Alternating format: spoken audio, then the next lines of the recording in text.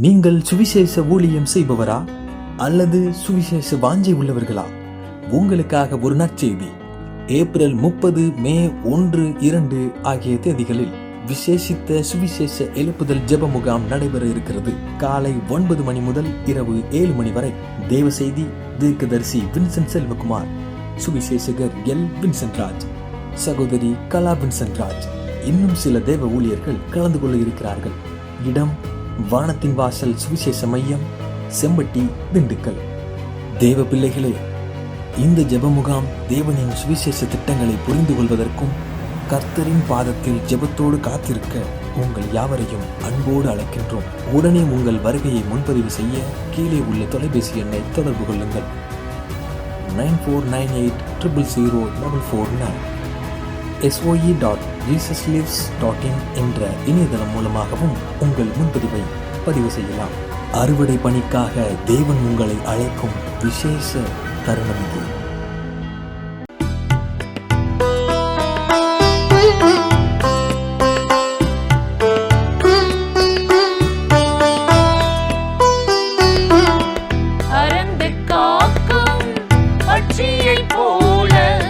பத்திரமாகவே நடத்துவார்.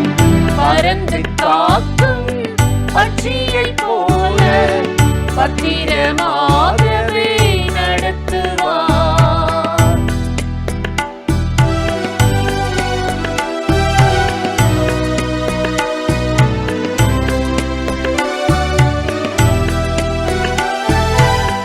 கால்கள் என்றும் இடராது, கல்லில் ஒன்றும் மோதாது.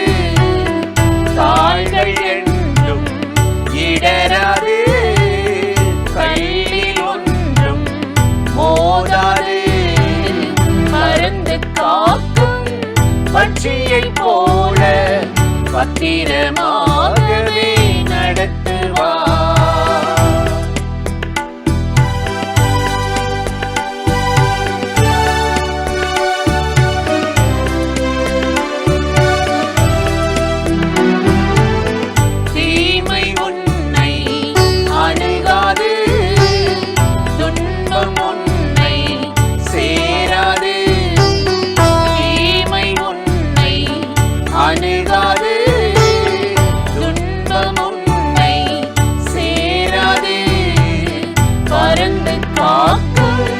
பட்சியை போல பத்திரமாகவே நடத்துவார்.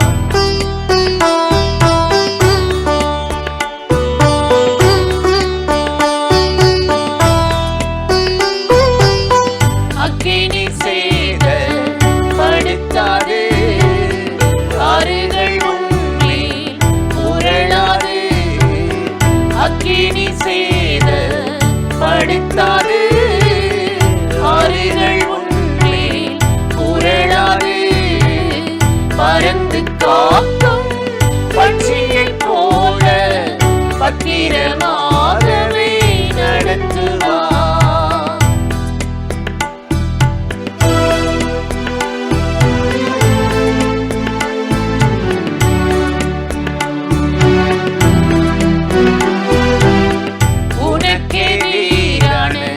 ஆயுதமே வாய்க்காதே என்றும் போகுமே. உனக்கு எதிரான ஆயுதமே வாய்க்காதே என்றும் போகுமே. பறந்து காக்கும் பட்சியை போல பத்திரமாகவே நடத்துவார். பறந்து காக்கும் பட்சியை போல பத்திரமாகவே நடத்துவார். பிரியமானவர்களே, ஆண்டவராகிய இயேசுவின் நாமத்தினாலே இந்த காலை நேரத்தில் இயேசுவை தினம் பார்ப்போம் என்ற இந்த நிகழ்ச்சியின் மூலமாக உங்களை சந்திப்பதில் மிகுந்த மகிழ்ச்சி அடைகிறேன். கர்த்தர் எவ்வளவு நல்லவர்ல, கிருபையும் இரக்கமும் நிறைந்தவர். இந்த நாளையும் கட்டாயம் உங்களை ஆசீர்வதித்து கிருபையால், மகிமையால், வல்லமையால் நிரப்பி நடத்துவார். இன்றைக்கும் ஒரு வசனத்தை உங்களுக்கு ஞாபகப்படுத்தி சில ஆலோசனைகளை சொல்லி ஜெபம் பண்ணுவது நல்லது என்று உணர்ந்தேன். ஏசாயா 11ஆம் அதிகாரம் 9வது வசனத்தை நாம் வாசித்து பார்த்தா, ஜலத்தினால் நிறைந்திருக்கிறது போல பூமி கர்த்தரை அறிகிற அறிவினால் நிரம்பி இருக்கும். கடல்ல பாருங்களே, தண்ணி நிரம்பி இருக்குமா? அதே போல பூமியில வாழ்கிற மனிதர்கள் கர்த்தரை அறிகிற அறிவினால் நிரம்பி இருப்பார்களாம். இன்னைக்கு அநேக ஒரு இக்கட்டான உலகத்துல, தேவன் யார் என்று கேட்கிற உலகத்துல மனிதர்கள் வாழ்ந்து கொண்டிருக்கிறார்கள். ஒரு சின்ன பிரச்சனை வந்தா சொல்லுவாங்க, உனக்கு அறிவு இருக்கா அப்படின்வாங்க. இல்லை, நமக்கு உடனே கோவம் வந்துடும். அது எப்படி இல்லைன்னு நீங்க சொல்லலாம்? ஏன்னா சில மறதி, செய்ய தெரியாம சில காரியத்தை செய்து, இது இப்படி செஞ்சிருக்கலாமோ, இப்படி பண்ணியிருக்கலாமோ, இது ஏன் நடக்கலை, ஏன் தோல்வி, ஞானம் இல்லாமல் போயிட்டனே, அறிவில்லாம போயிட்டனே அப்படின்னு அதன் பிறகு நம்ம மனஸ்தாபப்படுவது உண்டு, நொந்து கொள்வது உண்டு. ஆனால் இந்த கடைசி காலத்துல ஆண்டவர் சொல்லுகிறார், சமுத்திரம் ஜலத்தினால் நிறைந்திருப்பது போல பூமியிலே கர்த்தரை அறிகிற அறிவினால் நிரம்பி இருக்கும் என்று ஆண்டவருடைய வேதம் நமக்கு சொல்லுகிறது. எனக்கு அருமையான சகோதர சகோதரிகளே, இந்த அறிவு சாதாரணமானதல்ல. இன்னைக்கு உலகத்தில் மனிதர்கள் படிக்கிறாங்க, தொழில் செய்யணும், வியாபாரம் பண்ணணும், விஞ்ஞானிகளாகணும், என்னென்னமோ படிச்சுட்டு இருக்க. இந்த அறிவை சொல்லலை. கர்த்தருடைய அறிவு என்பது வேற. நீங்கள் நீதிமொழிகள் 10:9 வாசித்து பார்த்தீர்களா? உன்னதரின் அறிவே அறிவு, பரிசுத்தரின் அறிவாம். பரிசுத்தருடைய அறிவு அப்படின்னா, இந்த அறிவு நம்மளை பரிசுத்தத்துக்குள்ள, தேவனுக்குள்ள கொண்டு போகிறது. ஒரு நாளும் உலகத்துக்கு அடிமையாகாதபடி, பாவத்துக்கு அடிமையாகாதபடி அதை வெறுத்து நீதியோடு, நேர்மையோடு, பரிசுத்தத்தோடு பின்பற்றதான் கர்த்தர் இந்த அறிவை நமக்கு தருகிறார் என்று ஆண்டவருடைய வேதம் சொல்லுகிறது. உலக அறிவு என்ன தெரியுமா செய்யும்? என்ன இதுக்கெல்லாம் போய் ஜெபம் பண்ணணுமா? இதுக்கெல்லாம் கடவுளை தேடணுமா? ஆமா, தேவனை அறிகிற அறிவுக்கு விரோதமாக எப்போ பார்த்தாலும் தலை தூக்கிட்டு இருக்கும். 2 கொரிந்தியர் 10:5 அப்போஸ்தலனாகிய பவுல் சொல்லுகிறார், எங்கள் போராயுதங்கள் என்று சொல்லிவிட்டு அவர் சொல்லுகிறார், இந்த அறிவு ஆச்சரியமானதுன்னு சொல்லிட்டு, எத்தகைய மேட்டிமையான அறிவுகளையும் குதர்க்கங்களையும் கிறிஸ்துவுக்கு கீழ்ப்படுத்துகிறோம். தேவனை அறிகிற அறிவுக்கு விரோதமாக சில காரியங்கள் மனுஷனுக்குள்ள செயல்படுது. திறமை, சுயநலம், பெருமை. எதுக்கு ஜெபம் பண்ணணும்? எதுக்கு கடவுளை தேடணும்? அந்த காலத்தில் மருத்துவமனை இல்லை, அதனால டாக்டர் இயேசு சுகமாக்குனாரு. இன்னைக்கு இன்சூரன்ஸ் வந்துருச்சுல, டாக்டர் இருக்காருல்ல, ஒருத்தர் பேசுறாரு என்கிட்டயே. ஆனா தாவீதுடைய வாழ்க்கையை பாருங்களே, ஆண்டவர் அவ்வளவு கனம் பண்ணி மதிச்சான். 139 சங்கீதம் 6 அவர் சொல்லும்போது, இந்த அறிவு, நீங்க என்ன நடத்துகிற அறிவு, என் குடும்பத்தை நடத்துகிற, என் தேசத்தை நடத்துகிற அறிவு எனக்கு ரொம்ப ஆச்சரியமா இருக்கு ஆண்டவரே என்று சொல்லுகிறார்.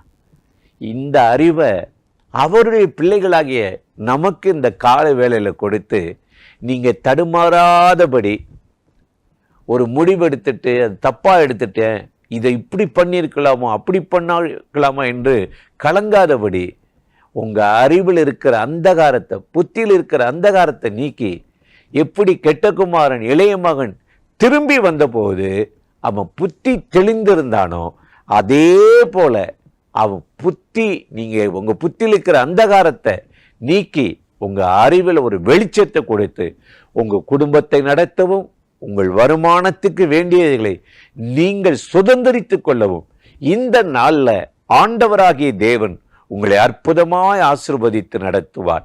அந்த தேவாதி தேவனை நோக்கி நாம் இப்பொழுது ஜெபிப்போமா? அன்பும் இரக்கமும் கிருபையும் நிறைந்த நல்ல ஆண்டவரே, இந்த ஆசீர்வதிக்கப்பட்ட நாளுக்காக, காலை நேரத்துக்காக உமக்கு நன்றி. இப்பொழுது யாரெல்லாம் நோக்கி கூப்பிடுகிறார்களோ ஆண்டவரே, பரிசுத்தரின் அறிவே அறிவு, ஜலம், அந்த சமுத்திரம் ஜலத்தினால் நிறைந்திருப்பது போல பூமி கர்த்தரை அறிகிற அறிவினால் நிரம்பி இருக்கும் என்ற வார்த்தையின்படி இன்றைக்கு இந்த காலையில் உம்முடைய வார்த்தையை கேட்டு உம்முடைய ஒத்தாசை நாடுகிற ஒவ்வொருவரையும் உன்னத அறிவு தேவனிடத்தில் வருகிற ஆலோசனை நிரப்பி அவர்களை நடத்தும்படி கெஞ்சுகிறோம். குடும்பத்தில் காணப்படுகிற தேவையில்லாத போராட்டங்கள், வாக்குவாதங்கள், மனக்கசப்புகள் மாறட்டும். உங்க கிருபையும் நன்மை இறங்கி நடத்தட்டும். ஆசீர்வதியும். இயேசுவின் நாமத்தில் வேண்டிக் கொள்ளுகிறோம் நல்ல பிதாவே. ஆமேன், ஆமேன்.